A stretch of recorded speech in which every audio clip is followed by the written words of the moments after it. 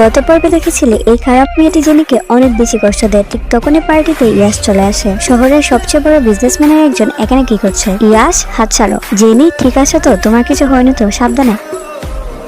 দেখো না ইয়াশ, এই মেয়েটি আমাকে ফকির বলে বুলি করছিল। ফকিরকে ফকির বলবো না তো কি মিসকিন বলবো? ওরা তোমার গার্লফ্রেন্ডকে তোমার সামনে অপমান করছে আর তুমি সেটা দাঁড়িয়ে দাঁড়িয়ে দেখছো। কে ওকে অপমান করেছে? আমার সামনে এসো। সরি স্যার, আমি বুঝতে পারিনি উনি ম্যাডাম। আমাকে উনি বলেছিলেন এগুলো করতে। ইয়াশ প্লিজ আমাকে ভুল বোঝো না। হ্যাঁ, ওই আমাকে কষ্ট দিয়েছে।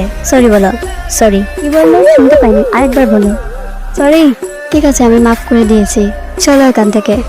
হ্যাঁ, সত্যিই কি তুমি ওর গার্লফ্রেন্ড? হ্যাঁ। Bye guys. ছাড়ো।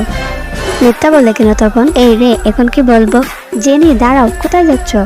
আও প্লিজ শোনো আমার কথা, ছাড়ো আমাকে। ওইটা তো আমি তখন নিজেকে বাঁচানোর জন্য বলেছি। বাই দ্য ওয়ে, থ্যাঙ্কস আমাকে সাহায্য করার জন্য। এটা কি হলো? বেবি তাড়াতাড়ি বাসায় চলো, অনেক দেরি হয়ে যাচ্ছে। পার্ট 3 দেখতে ভিডিওটিকে লাইক ও চ্যানেলটিকে সাবস্ক্রাইব করে দাও আর কমেন্টে পার্ট 3 লিখো।